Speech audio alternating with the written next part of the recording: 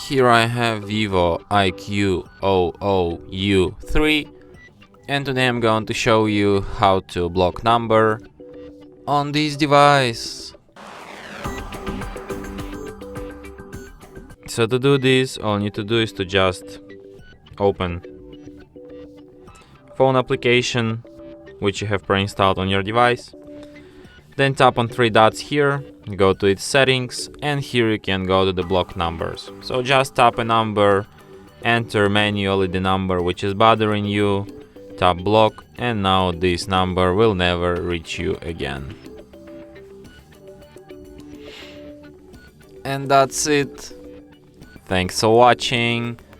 If you find this tutorial useful, don't forget to hit that like button and subscribe to our channel.